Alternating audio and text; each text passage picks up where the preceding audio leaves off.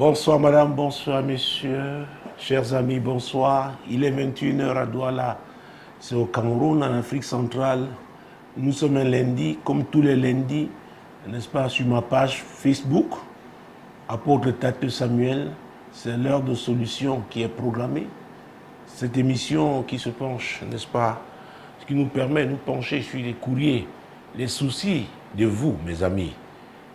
Donc ce soir encore, nous avons plus d'un courrier. Je n'annonce le nombre de courriers parce que, vous savez, je ne veux pas ne pas être capable, n'est-ce pas, d'assumer ce que je dis. Alors, merci pour votre présence. Asseyez-vous confortablement. Prenez votre Bible avec vous si vous n'avez pas noté les différents passages bibliques et nous allons procéder immédiatement à la lecture du premier courrier en sachant que ce programme est sous la couverture du sang de Jésus et que c'est le Saint-Esprit qui le conduit. Bonsoir apôtre. J'avais dit à mon fiancé que ma famille avait misé sur moi et il s'est engagé à tout faire. Aujourd'hui, il me demande de contribuer à 50% pour les charges du ménage. J'ai besoin de votre arbitrage parce que nous suivons l'heure de solution tous les lundis. Merci de vous pencher sur ma sollicitation. Eva. Merci Eva, nous avons écrit. Merci de faire partie de la famille, n'est-ce pas, qui suit ce programme. J'espère aussi que tous les deux vous priez pour nous parce que nous avons besoin de votre soutien dans la prière. C'est très important. Et cet appel est lancé à tous mes amis, n'est-ce pas, sur Facebook dans le cadre de ce programme. Vos prières, vraiment, nous font du bien. Alors, Eva, en écoutant la lecture de ton courrier, on comprend très bien que tu veux faire allusion, n'est-ce pas, à la notion de contrat. Ton mari s'est engagé. Et aujourd'hui, il ne respecte plus les termes du contrat. Je voudrais tout de suite que tu saches, oui, que c'est possible qu'on s'engage, étant de bonne foi, et qu'il survienne, n'est-ce pas, des événements qui rendent une des parties au contrat, ou même les deux, les rendent incapables, n'est-ce pas, d'honorer leurs engagements. Ça peut arriver. La notion d'aléa existe. Ça peut arriver. Et qu'est-ce qu'on fait? Je ne sais pas ce qui est arrivé dans la vie de ton époux entre-temps. Est-ce qu'il a même les mêmes ressources financières qu'il avait auparavant?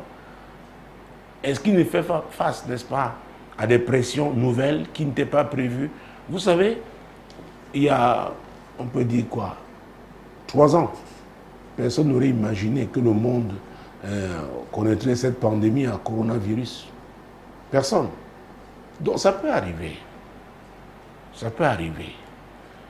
Mais ce que moi je conseille toujours aux gens, en dehors de la phase de fiançailles, parce que vous êtes déjà mariés, parce que pendant la phase de fiançailles, j'insiste, n'est-ce pas, que les fiancés parlent des sujets importants, et notamment l'argent.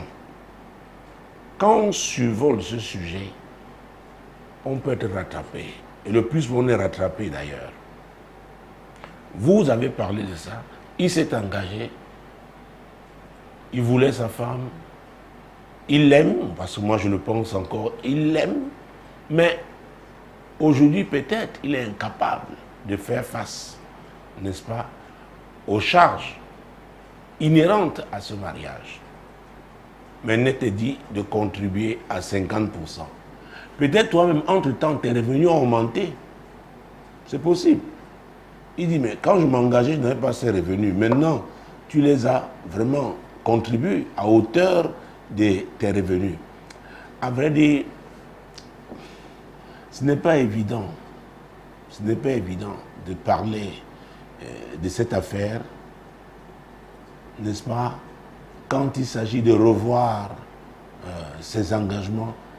Il faut qu'à la base, il y ait eu amour et que cet amour continue d'exister. Et que les époux veuillent être heureux, n'est-ce pas, dans le cadre de leur mariage. dont il donne le meilleur, n'est-ce pas? Chacun donne son meilleur, le meilleur de lui-même. Parce qu'il s'agit de l'avenir de la famille. C'est très important. J'espère que vous aviez tous les deux cette vision de la famille. Vous savez, je cite souvent Amos chapitre 3, verset 3. Nous avons lu et relu. Je pense que ce soir encore, nous allons relire ce verset. Il est très important parce qu'il s'agit d'engagement.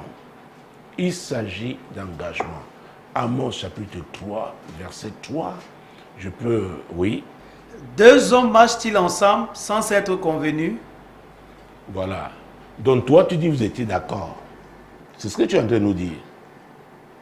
Tu dis que ta famille a misé sur toi. Oh, vous savez, il y a des disciplines aujourd'hui sportives qui ont créé un type de business. On peut miser sur les chevaux. Ce n'est pas parce qu'on a misé sur un cheval. Parfois, avec toutes les qualités athlétiques qu'il peut avoir, il peut jouer. Donc, dans ce cas-ci, ton cas, tu as été un cheval pour ta famille. On a misé sur toi. Toi-même, qu'est-ce que tu penses de ça? C'est très important. Vous savez, j'encourage les fiancés à s'entendre sur comment ils pourraient aider leur famille alors qu'ils seront mariés. Parce qu'avant qu'ils ne se rencontrent, peut-être, n'est-ce pas, l'un d'eux ou les deux avaient pris des engagements à participer, n'est-ce pas, à aider, n'est-ce pas, chacun sa famille. Il y a des familles où tout le monde a réussi, vraiment les parents me disent non, non, non, vas-y, fais ta vie, tu n'as pas besoin.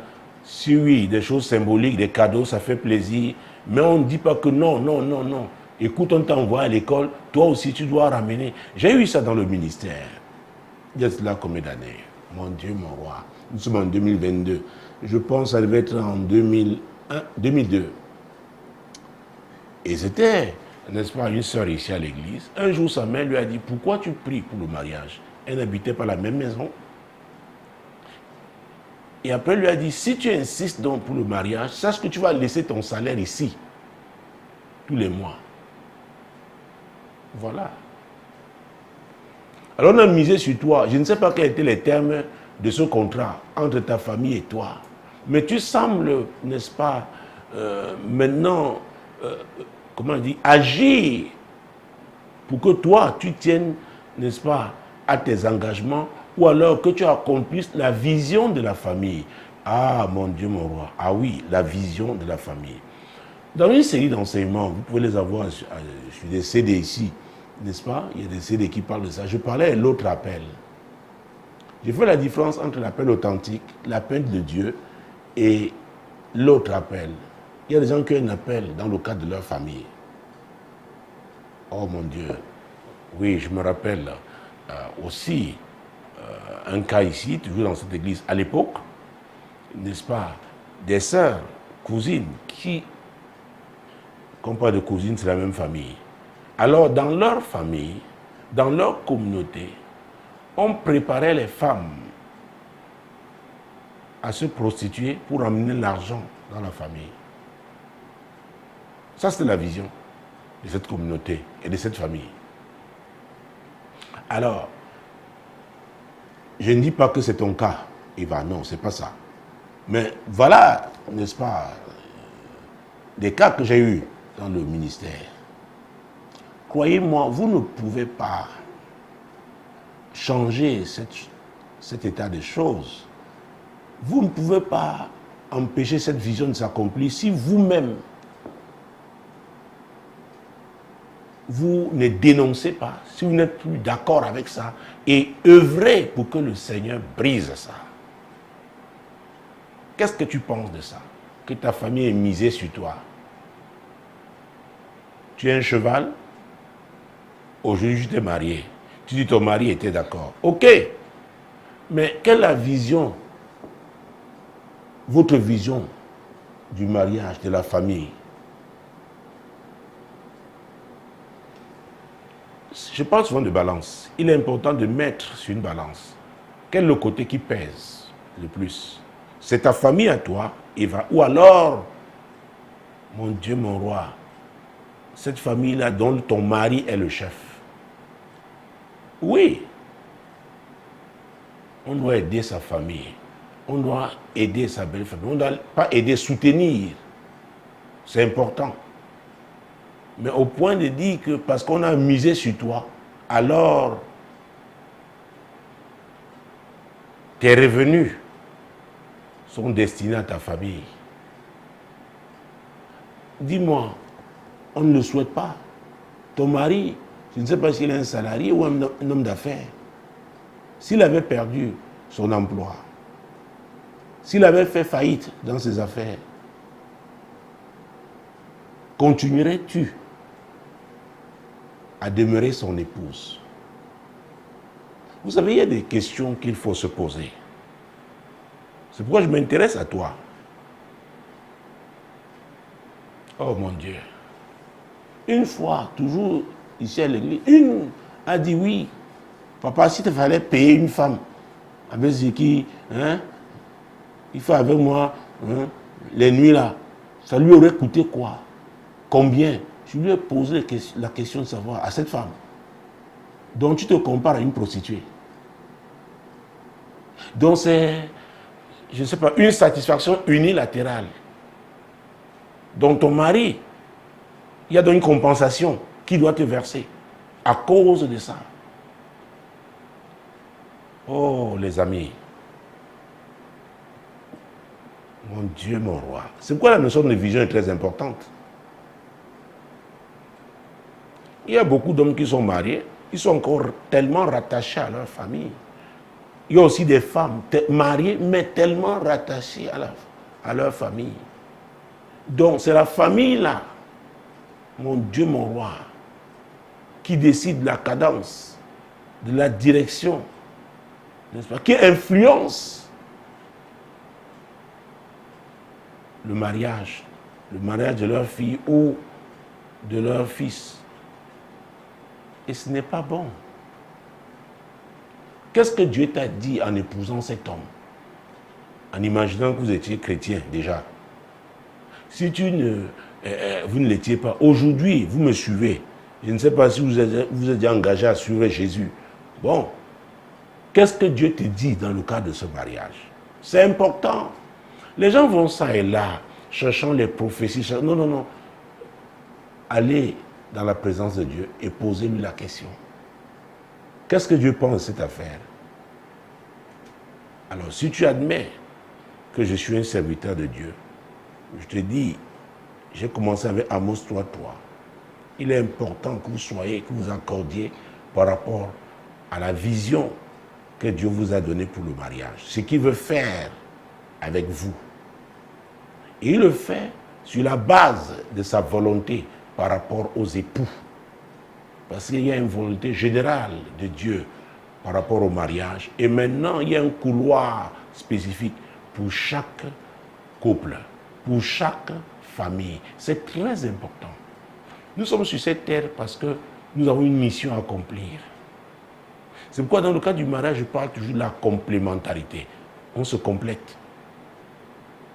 Et quand il n'y a plus de complémentarité, il y en a qui sont mariés même sans penser à la complémentarité. Chacun regarde dans sa direction. Oh, pasteur, je me marie parce que je prends déjà de l'âge. Un chef de famille, qui représentait, n'est-ce pas, la famille de ce jeune homme de se marier, avait pris la parole pendant ce mariage coutumier, avait dit oui, vraiment, leur fils paye déjà les impôts, ça lui coûte très cher. Et il faut qu'il se marie. C'est ça le motif? C'est ça. Mon Dieu, mon roi.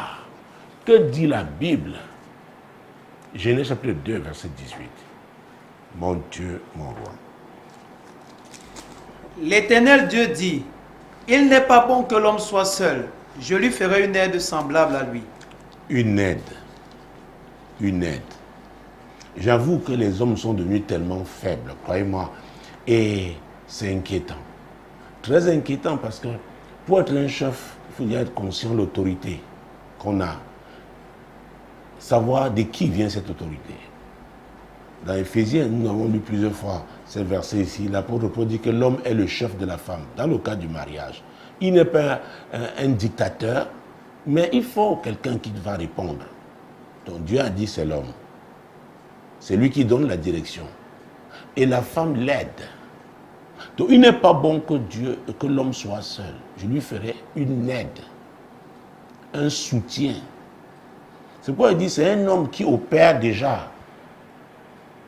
Oui, ce n'est pas quelqu'un qui est là, un paresseux qui dort, ne fait rien. Celui-là n'a pas besoin d'une femme. On doit être opérationnel. Et le verset 24. C'est pourquoi l'homme quittera son père et sa mère et s'attachera à sa femme et ils deviendront une seule chair. Alors vous voyez, ils deviendront une seule chair, c'est-à-dire les deux vont se détacher. Ça ne veut pas dire qu'ils n'ont plus de famille, non, mais maintenant ils vont, n'est-ce pas, accomplir la vision divine. C'est très important. Et c'est ce qui devient prioritaire pour eux. Parce que Jésus ayant la première place, donc Jésus les ayant mis ensemble dans le cadre du mariage, ils vont honorer le Seigneur dans le cadre de leur mariage. Ils vont accomplir leur mission en tant qu'époux, en tant que famille. Oh mon Dieu, mon roi. Ça c'est vrai. Alors, comment on peut devenir une seule chair et ne pas avoir la même bourse et écarter les finances? Vous déshabillez devant un homme. Si vous êtes malade, il est à vos côtés. Si lui aussi a des difficultés, vous êtes à ses côtés. Vous partagez cette intimité. Maintenant, pour l'argent, tu dis non, ne regarde pas mon argent. Est-ce que ça a un sens? Que ce soit l'homme qui le dise ou la femme, est-ce que ça a un sens? Donc, tu dois réfléchir toi-même. Qu'est-ce que tu veux?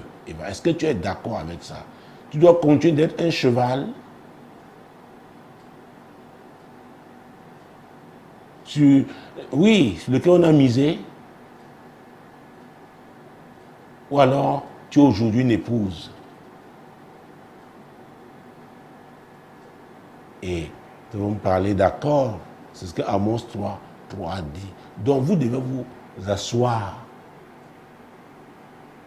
et parler dans le but, sachant que vous devez sauvegarder les intérêts de votre famille. Donc, si vous n'êtes pas déjà d'accord que vous formez une famille, que vous formez une seule chair, et que c'est une famille qui a commencé avec vous, vous ne pourrez pas. Vous ne pourrez pas. Et je parlais tout à l'heure des événements qui peuvent, n'est-ce pas, survenir. Prenons Exode chapitre 4. Avec ce verset, je ne vais pas parler d'événements, mais je veux montrer comment on peut s'engager en oubliant même, mon Dieu, mon roi, en oubliant d'où on vient, en oubliant les réalités attachées à sa famille, attachées à la volonté de Dieu. Exode chapitre 4, versets 24 à 26. Pendant le voyage, en un lieu où Moïse passa la nuit, l'Éternel l'attaqua et voulut le faire mourir. Séphora prit une pierre aiguë, coupa le prépuce de son fils et le jeta aux pieds de Moïse en disant « Tu es pour moi un époux de sang. » Et l'Éternel le laissa. C'est alors qu'elle dit « Époux de sang à cause de la circoncision. » Vous voyez ça? Voilà un homme que Dieu a préparé pendant 80 ans. Nous allons voir dans quel l'environnement dans lequel il est né, la mission qui devait la sienne, et les contraintes attachées à cette mission. Vous savez, parfois on connaît tellement de difficultés qu'on oublie même, on veut souffler un peu. C'est pourquoi il y a des gens avec qui Dieu est intraitable. Vous demandez, mais pourquoi il insiste avec tel et l'autre il peut monter et descendre? Non, ça dépend de l'appel de chacun. Ça dépend de la mission de chacun. Donc, certainement Séphora. Parce que chez elle, dans sa famille, n'est-ce pas, on ne connaissait pas cette affaire de circoncision. Donc, on n'était pas d'accord. Moïse a dit, bon, ça ne fait rien, ça va, allons-y, allons-y. Je ne veux pas vraiment te heurter. Tu sais, je suis très amoureux. Je suis quelqu'un de moderne. Dieu a voulu tuer Moïse. Pourquoi? On dit à cause de la circoncision.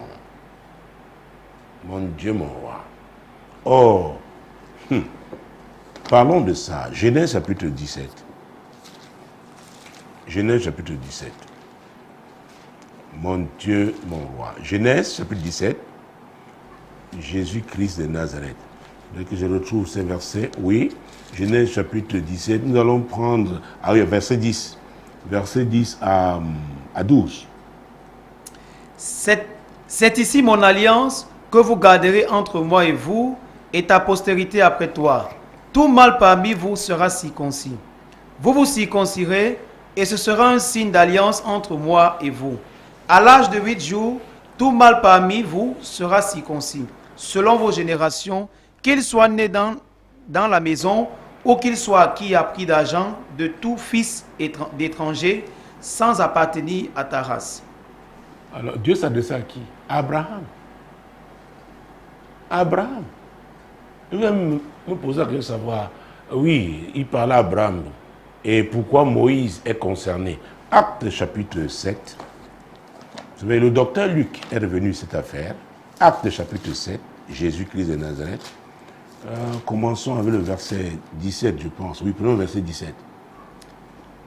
Le temps approchait où devait s'accomplir la promesse que Dieu avait faite à Abraham, et le peuple s'accrut et se multiplia en Égypte. Alors, la promesse avait été faite à qui? À Abraham. Et il s'agit de qui? Verset 20. À cette époque, naquit Moïse, qui était beau aux yeux de Dieu. Il fut nourri 3 mois dans la maison de son père. À cette époque, naquit Moïse. Vous voyez, Laurent? Donc, Dieu, la promesse qu'il avait faite à Abraham, c'était le moment de l'accomplissement. Et Moïse, donc, est né pour accomplir cette mission de délivrance du peuple d'Israël des 4 siècles d'esclavage. Et nous venons de voir que la circoncision était le signe de l'alliance entre Abraham et Dieu. Donc Moïse arrive, sa femme n'est pas d'accord, il dit ok, ça ne me fait rien, allons-y. Dieu lui dit, bon, oh prophète, tu négliges la circoncision, je vais te tuer. Je vais te tuer. Et c'est la femme finalement qui a circoncis. Mon Dieu. Qui a circoncis ses enfants. Mon Dieu, mon roi. Pourquoi l'alliance était quelque chose de fondamental? La circoncision était fondamentale dans cette alliance. C'était fondamental. Alors vous pouvez rencontrer, et ça, c'est un exemple aussi que j'ai eu dans le ministère. Vous rencontrez quelqu'un, peut-être, je ne sais pas, à New York, à Sydney, mon Dieu, mon roi, à Yaoundé, n'importe où sur cette planète. Si, par exemple, c'est un prince et qui peut accéder au trône en tant qu'héritier, si on le choisit alors que vous êtes déjà marié, encore que dans certaines régions de ce pays, c'est la force qu'on utilise. Les princes viennent pour les obsèques de leur père, on attrape, les notables attrapent l'un, celui qu'il avait désigné, par force. Alors votre mari, vous êtes marié, c'est pas à Londres, oh, selon ce droit, le droit de ce pays-là, mais ici, ça devient autre chose. J'ai vu des mariages se casser parce que le mari devenu le chef ou le roi doit respecter les coutumes de son lieu de naissance, de sa famille. Alors vous vous mariez, vous oubliez qu'un jour ça peut arriver. Et on peut effectivement oublier. Moïse a oublié ça. Ça a failli lui être fatal. Donc pour dire qu'on peut s'engager dans un contrat en ignorant qu'un jour on sera influencé dans un sens ou dans un autre, peut-être considérant, n'est-ce pas, ses origines, ou alors les influences attachées à la conjoncture, attachées à l'environnement. C'est pourquoi il faut en parler. Vraiment, avec ouverture d'esprit et bien sûr en tenant toujours compte de l'intérêt de la famille, en se souciant toujours de la mission que Dieu a donnée à cette famille. C'est très important, madame, c'est très important, monsieur. Eva, c'est important. C'est important. C'est important. La Bible déclare dans le psaume 127, verset 1, nous connaissons ce verset 1. Nous pouvons le réciter. Si l'Éternel ne bâtit la maison, ceux qui la bâtissent. Bon, il faut lire. Si l'Éternel ne bâtit la maison, ceux qui la bâtissent travaillent en vain. Si l'Éternel ne garde la ville, celui qui la garde veille en vain. Vous voyez, est-ce que c'est Dieu qui est en train de bâtir? Si c'est lui qui est en train de bâtir, ses intérêts sont prioritaires. Donc les choses peuvent changer. Parlons d'Abraham lui-même, dans son propre mariage avec Sarai. Prenons Genèse 22. Mon Dieu, mon roi. Genèse 22. Verset 1 à 3. Après ces choses, Dieu mit Abraham à l'épreuve et lui dit, « Abraham » Et il répondit, « Me voici. » Dieu dit, « Prends ton fils, ton unique, celui que tu aimes, Isaac, va-t'en au pays de Moridja, et là, offre-le en holocauste sur l'une des montagnes que je te dirai. » Abraham se leva de bon matin, sella son âne et prit avec lui 2 serviteurs et son fils Isaac.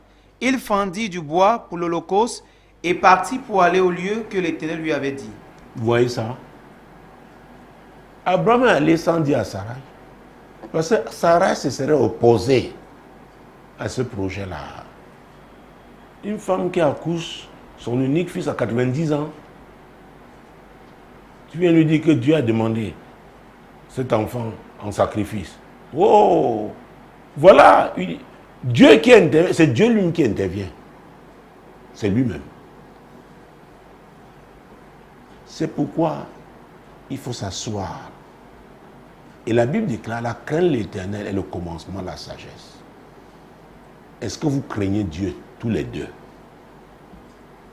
Et puisque ton mari écoute, Eva, est-ce que ce qu'il demande là, c'est pour faire avancer, n'est-ce pas, votre mariage, vous faire accomplir la mission que Dieu vous a donnée?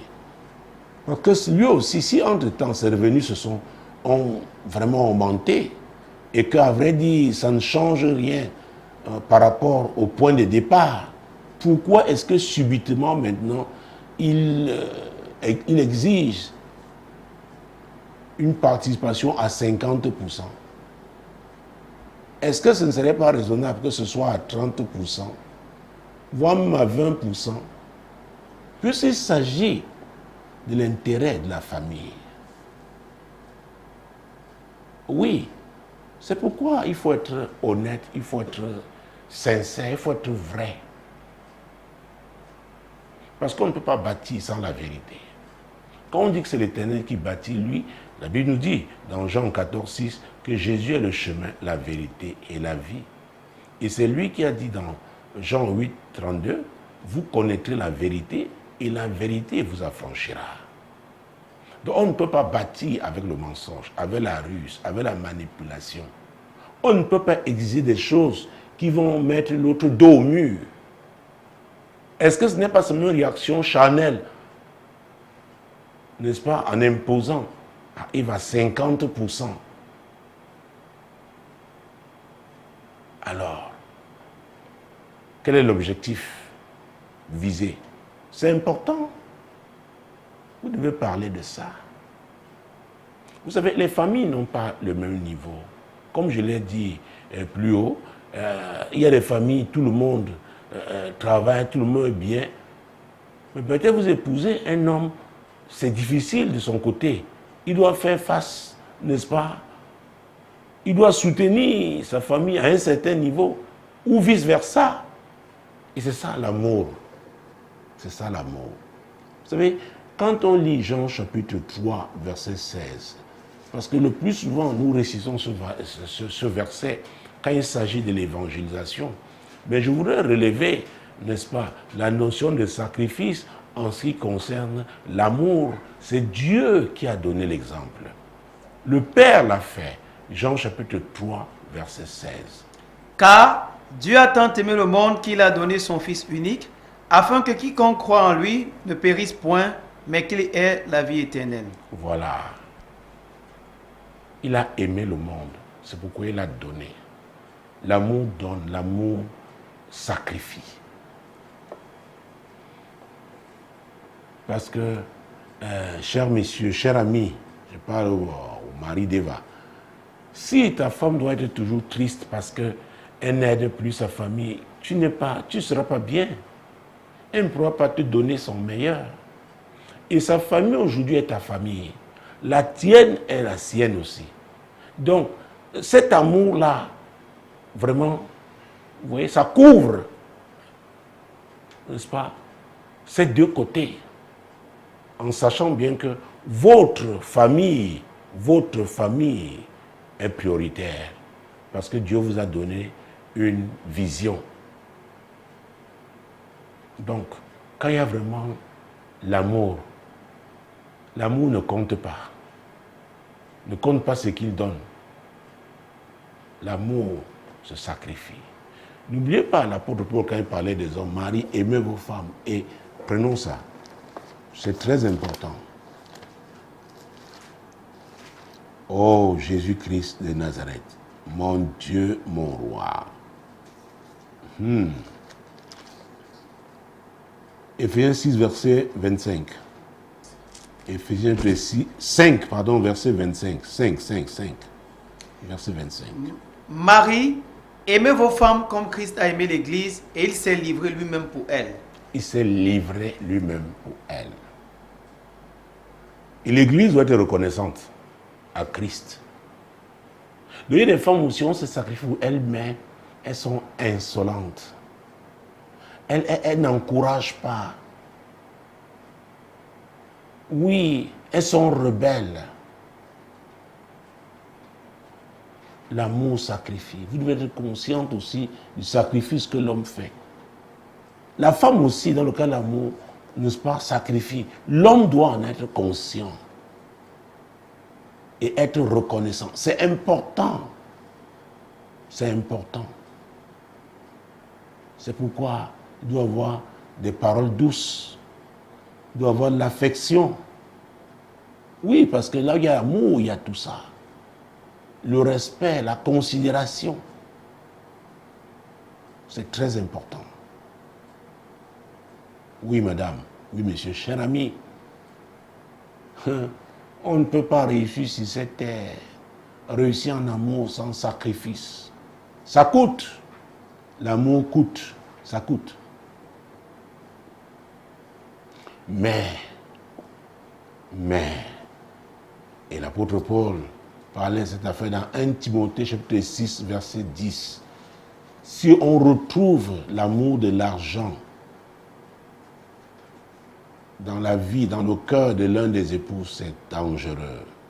1 Timothée chapitre 6, verset 10. Car l'amour de l'argent est une racine de tous les maux, et quelques-uns en étant possédés se sont égarés loin de la foi et se sont jetés eux-mêmes dans bien des tourments. Ils se sont jetés eux-mêmes dans bien des tourments. Eux-mêmes, à cause de quoi? L'amour de l'argent. L'amour de l'argent. Vous voyez? Donc, si on retrouve cette racine, la Bible dit, la Bible dit, c'est une racine de tous les maux. Alors, si ça se retrouve dans votre mariage, alors, ce n'est pas Dieu qui sera la priorité. La crainte de l'Éternel enseigne la sagesse. C'est Proverbe 15, verset 33. Et ce verset finit par « Et l'humilité précède la gloire ». Les gens humbles, on peut être humble si Dieu n'a pas la première place dans sa vie. Ah oui, si on ne craint pas Dieu, ce n'est pas possible. La crainte de Dieu se manifeste aussi par l'humilité. Et l'humilité reconnaît ce que l'autre a fait. L'humilité, quelqu'un d'humble n'est pas en compétition avec sa femme ou son mari. Quelqu'un d'humble n'est pas orgueilleux. S'il fait une erreur, n'est-ce pas? Il va reconnaître, il va demander pardon. Pardon à Dieu, pardon. S'il pêche, il demande pardon à Dieu, pardon à son époux ou à son épouse. Et on continue la course. Parce que nous sommes des athlètes. Et l'apôtre Paul a dit que l'athlète n'est pas couronné s'il ne court pas selon les règles. Le mariage a des règles. Les règles que Dieu a fixées. Oui, donc, on doit les respecter. Et je sortirai par ce verset 31 d'un Corinthiens chapitre 10. L'apôtre Paul dit quelque chose de très important. On doit toujours prendre ce verset en considération chaque fois, n'est-ce pas, qu'on doit prendre une décision, chaque fois qu'on doit poser un acte. C'est important de considérer ce que l'apôtre Paul a dit. Oui. Soit donc que vous mangiez, soit que vous buviez, soit que vous fassiez quelque autre chose, faites tout pour la gloire de Dieu. Vous voyez ça? L'apôtre Paul s'adresse aux chrétiens. Il s'adresse aux disciples du Seigneur. Faites tout pour la gloire de Dieu. Donc, est-ce que Dieu est glorifié dans la décision que tu prends, dans le choix que tu fais? Et là, je m'adresse au mari d'Eva. Est-ce que c'est pour la gloire de Dieu? Est-ce que ça contribue à bâtir? Parce que parfois, les gens veulent affaiblir leur partenaire.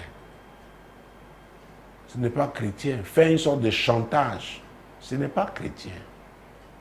L'amour donne, l'amour sacrifie. Et l'amour comprend ce que c'est que la paix. Et c'est très important. On ne peut pas bâtir s'il n'y a pas de paix. Alors, ce que tu demandes à ton épouse, si ça va créer les troubles dans ton foyer, oh, cher ami, vous ne pourrez pas bâtir ensemble. Ah oui. Et ce n'est pas pour la gloire de Dieu, parce que ce qui va dans le sens de la gloire de Dieu, n'est-ce pas? Considère la paix. La paix est importante. Jésus avait dit, je vous laisse ma paix, je vous donne ma paix, pas comme le monde la donne. Ça, c'est la paix de Dieu. Ah oui, et cette paix a un prix. Cette paix, on ne peut pas œuvrer pour la paix en étant orgueilleux, en étant arrogant. Ce sont les humbles qui œuvrent pour la paix. Donc, je pense que j'ai essayé d'apporter des éléments de réponse. Et Eva, ne prends pas ça pour aller frapper ça, n'est-ce pas, la figure de ton mari, que voilà ce que l'apôtre a dit. C'est l'Esprit de Dieu qui convainc. C'est le Saint-Esprit qui convainc. Laisse le Saint-Esprit faire son œuvre. Ah oui, tous les deux, vous devez être des bâtisseurs. Et n'oubliez pas ce que Proverbe dit dans le livre Proverbe, dans le chapitre 14, verset 1. N'est-ce pas? Nous connaissons ce verset. Oui, la femme sage, oui. La femme sage bâtit sa maison et la femme insensée la renverse de ses propres mains. Ah, Eva, tu es de quel côté? Tu es une femme sage ou une femme insensée? Nous connaissons l'histoire de Nabal dans 1 Samuel 25. Un homme qui était riche, mais c'était un insensé. C'était un fou. Sa femme m'a dit que c'est un fou, comme l'indique son nom. Il était méchant. Et nous savons, pour ceux qui ont lu, n'est-ce pas, cette histoire, on sait comment Laban a fini. C'est Dieu qui l'a jugé. Dieu lui avait donné une femme sage, mais il n'a pas su la garder. Donc les femmes insensées ne peuvent pas apprécier les hommes sages. Elles détruisent avec leurs propres mains. Les hommes insensés, comme Nabal, ne peuvent pas apprécier, n'apprécient pas les femmes sages. Le don que Dieu, n'est-ce pas, leur a fait. Donc, si vous craignez Dieu, asseyez-vous, parlez, tenez compte de l'intérêt de votre famille, la mission que Dieu vous a confiée. Alors, n'est-ce pas, Dieu vous aidera. Et il peut vous aider s'il y a de l'orgueil. Il faut l'humilité, il faut l'honnêteté. C'est très, très important. Je pense avoir répondu à ton courrier, Eva, et que le Saint-Esprit, n'est-ce pas, ne fasse son œuvre. Deuxième courrier. Je suis une jeune mariée depuis 2019 qui souffre du mal des os appelé par certains médecins nerfs sciatiques et par d'autres l'arthrose. Il se manifeste à partir du bas du dos jusqu'au molaire et mon époux souffre d'éjaculation précoce. Papa, pas moyen de consommer le mariage, notre couple n'est que désolation. Que mon sacrifice parle en ma place. Je fais confiance à votre Dieu qui peut mettre fin à cette agitation du diable. J'ai visité tous les kinés de Douala, pas de solution. Mon cas est urgent. Shalom, papa. Deka. Deka, oui, c'est le diminutif parce que je ne voulais pas donner les noms parce qu'il a donné son nom d'épouse et son nom de jeune fille. Je ne sais pas pourquoi, je te demande pardon, hein, parce que l'autre jour, quand j'entrais en studio, j'ai lu ton courrier, mais je ne sais pas pourquoi j'ai lu, pour moi, j'avais cru que tu disais que tu ne fais plus confiance à mon Dieu. Et je pense que c'est pourquoi j'ai classé ton courrier aujourd'hui. Non. Peut-être sans ça, je n'aurais pas classé ton courrier aujourd'hui. Mais je réalise bel et bien que tu dis que tu fais confiance à Dieu. Gloire à Dieu, Deka. De toutes les façons, Dieu s'est arrangé à ce que ton courrier soit lu ce soir. Non, Deka, ce n'est pas facile. Ce n'est pas facile. Vous savez, il y a des défis. Dans ce monde-ci, il y a des défis. Chacun a les siens. Mais la Bible dit dans Hébreux chapitre 11, verset 6, c'est très important. Et nous allons commencer par là parce que tout chrétien doit comprendre ce verset et s'accrocher véritablement. C'est très, très important. Hébreux chapitre 11, verset 6. Or, sans la foi, il est impossible de lui être agréable, car il faut que celui qui s'approche de Dieu croit que Dieu existe et qu'il est le rémunérateur de ceux qui le cherchent. Oui. La foi fait confiance à Dieu. La foi croit que ce que Dieu a dit, il le fera. Et Dieu n'a pas dit que ce sera demain à 10h du matin ou alors 22h le soir. Donc la foi. D'ailleurs, prenons le verset 1, parce que la définition de la foi. Hébreux 11. Or, la foi est une ferme assurance des choses qu'on espère et une démonstration de celles qu'on ne voit pas. Voilà. Je parlais de confiance tout à l'heure. Quand on parle de confiance, on parle du sentiment de sécurité et le sentiment d'assurance.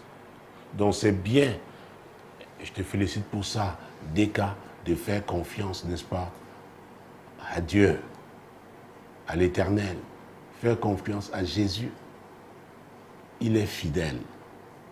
Oui, il est fidèle. Vous savez, quand nous lisons l'histoire de Bartimée dans Marc chapitre 10, mon Dieu, mon roi. Marc chapitre 10, après l'évangile de Matthieu, c'est Marc.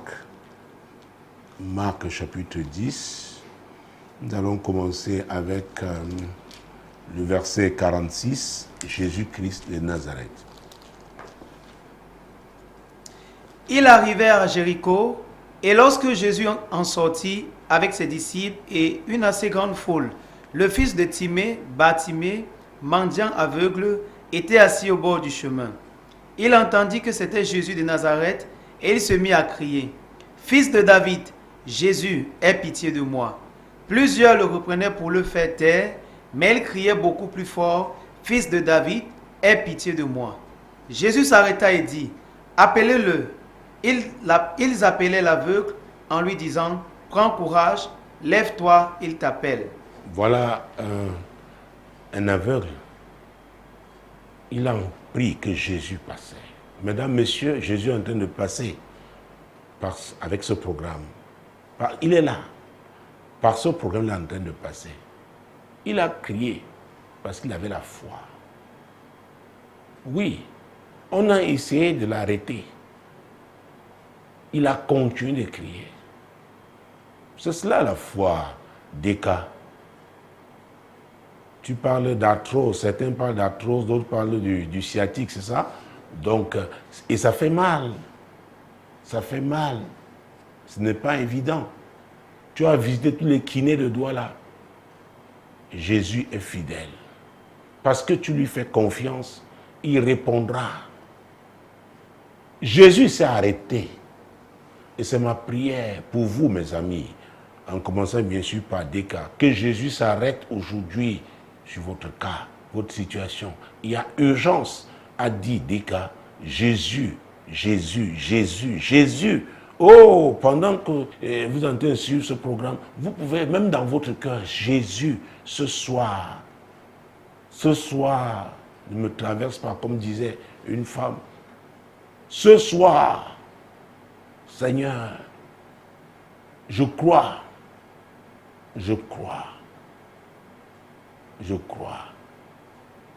Il avait dit à Marthe, crois seulement. Si tu crois, tu verras la gloire de Dieu. Il faut croire des cas. Et c'est bien, continue de croire. Mon Dieu, mon roi. La Bible déclare, dans Hébreux chapitre 13, mon Dieu, mon roi, verset 8, Jésus est le même hier, aujourd'hui, éternellement. Oui, c'est dans la Bible. Hébreux chapitre 13, verset 8.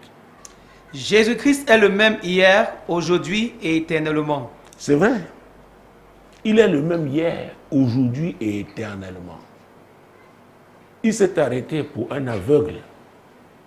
Il s'est aussi arrêté avec un riche. Parce que certains ont dit non, c'est Jésus qui avait dit qu'il est difficile pour un riche d'entrer au royaume de Dieu. Mais si on a une bonne attitude, si on prend la bonne décision, Jésus va s'arrêter. Luc 19, mon Dieu, mon roi. C'est pourquoi, mesdames, messieurs, quel que soit le lieu où vous êtes, oh, Jésus peut s'arrêter. Ça dépend de ce que vous allez faire, de la décision que vous aurez prise. Mon Dieu, mon Dieu, mon Dieu.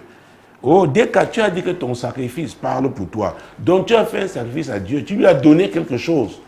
Oh, ce sacrifice crie en ta faveur. Il crie en ta faveur. Luc chapitre 19, verset 1 et suivant. Jésus, étant entré dans Jéricho, traversait la ville. Et voici un homme riche appelé Zachée, chef des publicains, cherchait à voir qui était Jésus. Mais il ne pouvait y parvenir à cause de la foule, car il était de petite taille. Il courut en avant et montant sur un sycomore pour le voir, parce qu'il devait passer par là. Lorsque Jésus fut arrivé à cet endroit, il leva les yeux et lui dit, « Zachée, hâte-toi de descendre, car il faut que je demeure aujourd'hui dans ta maison. » Zachée se hâta de descendre et le reçut avec joie. Vous voyez ça? La Bible dit qu'il était un homme riche. C'était le chef des publicains. Imaginez-vous le directeur, quelqu'un qui cumule la direction des impôts et la direction des douanes. En ougandais, ils appelaient ça la haute autorité de revenus. C'était un homme riche. Il a pris une décision. Il s'est intéressé à Jésus. Il avait entendu parler de Jésus.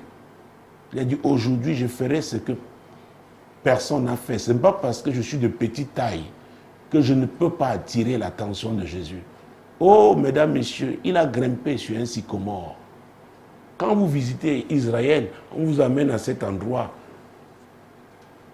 Il est monté et il a su attirer l'attention de Jésus. Oh, que le Saint-Esprit te montre ce que tu dois faire. Comment attirer son attention, l'attention du Seigneur. Comment tu dois déployer ta foi. C'est très important, madame. C'est très important, monsieur. Il savait, il a calculé, il a vu que Jésus va passer par là. Il a vu sa trajectoire. Il a dit, oh, voilà ce que je ferai. Si c'était aujourd'hui, mon Dieu, les journalistes, la presse écrite, la radio, la télévision, on l'aurait filmé. Et on aurait, même comment je dis, les journaux satiriques, n'est-ce pas, l'auraient dessiné. Mais il a dit, je m'en fous, j'ai un objectif, c'est Jésus.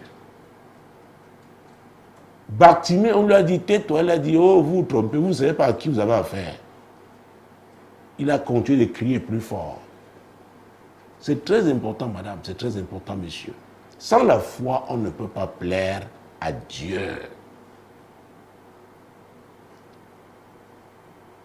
Dès qu'à aller chez les médecins, tantôt on parle d'arthrose, tantôt on parle de sciatique, elle est allée chez les kinés, elle a fait tous les types de massages.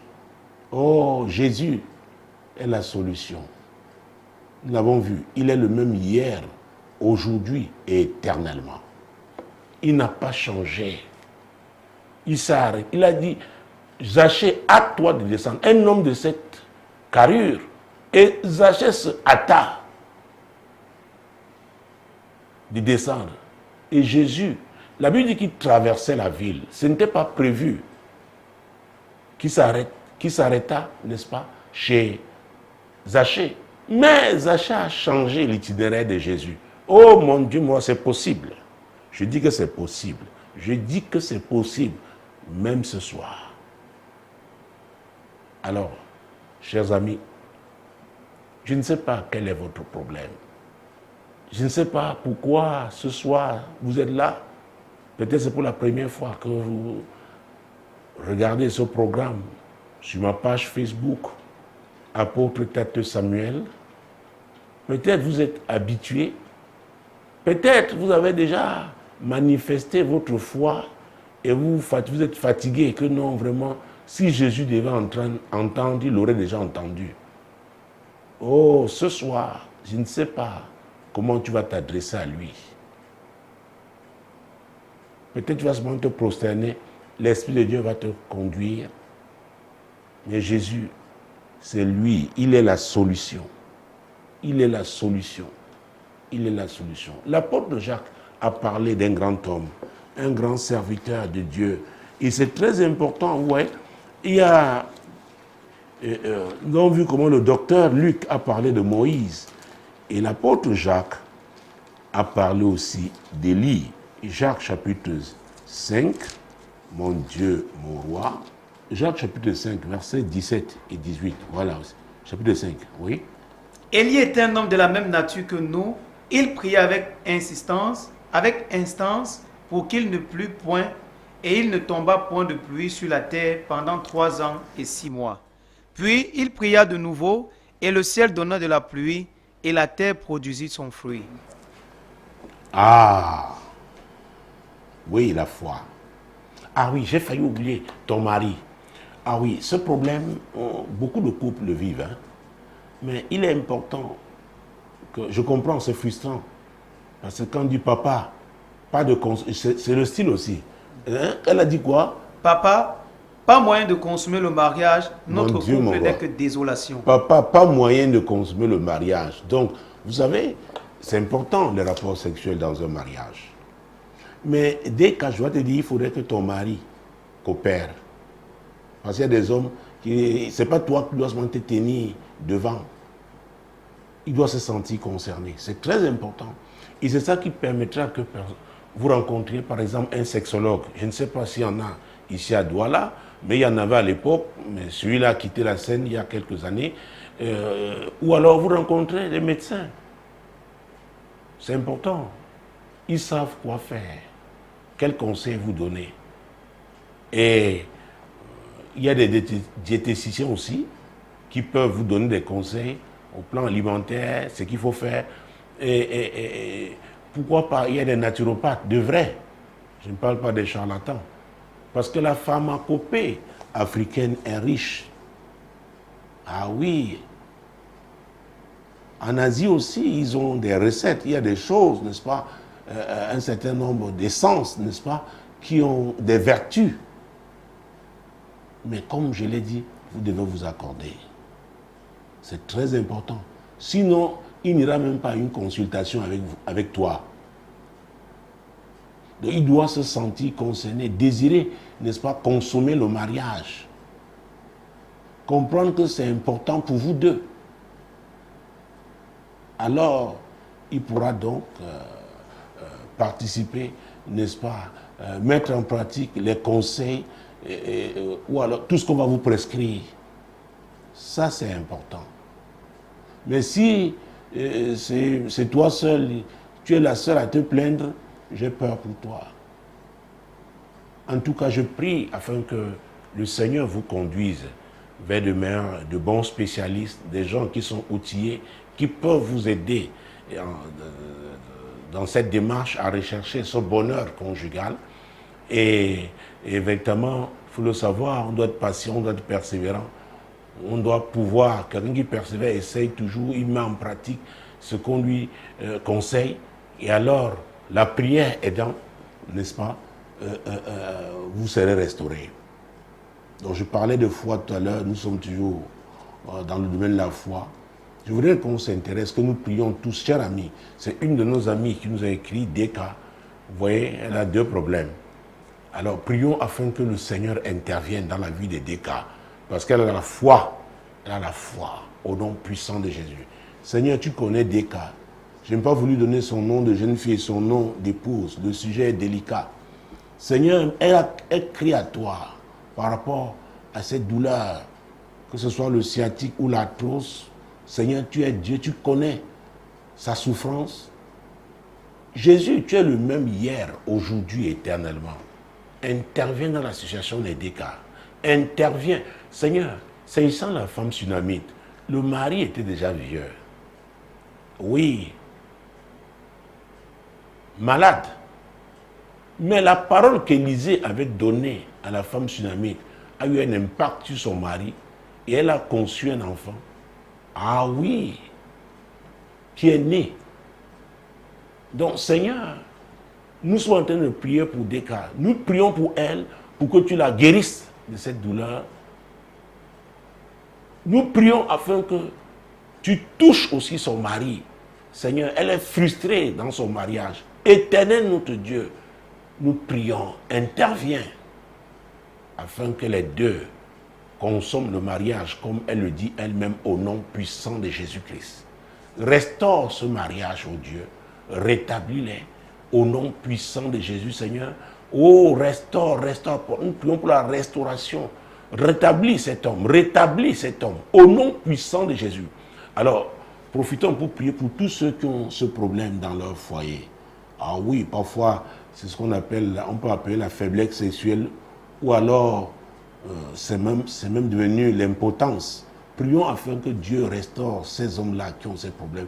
Et même les femmes frigides aussi, que Dieu les délivre aujourd'hui, les restaure au nom puissant de Jésus. Seigneur, je prie pour mes amis dans le cadre de cette émission, l'heure de solution sur ma page Facebook.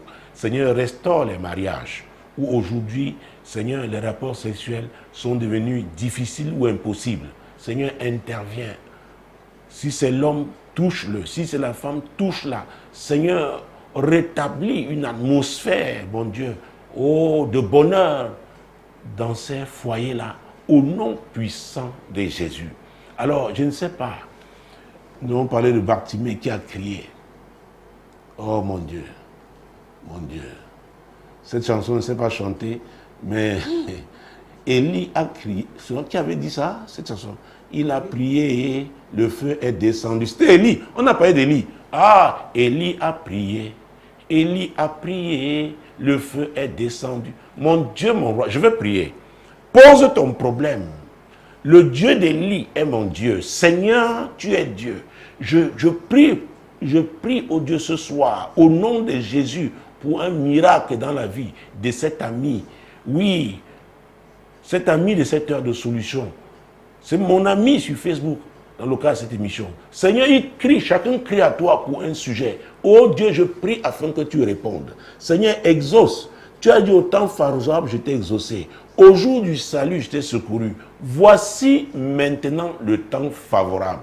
Seigneur, je prie, oh Dieu, oh, que le ciel s'ouvre sur cet homme, sur cette femme, sur cet ami.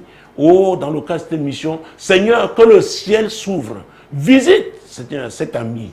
Oui, visite-le. Seigneur, cette famille amie, visite.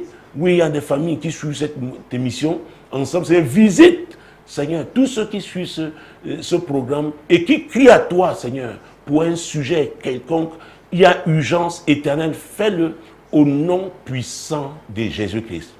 Alors ne l'oubliez pas, je dois le dire, pour sortir, c'est possible de suivre tous nos programmes de Radio Solution, Solution TV sur votre téléphone. Téléchargez tout simplement l'application Samuel Tate Ministries. Très bien.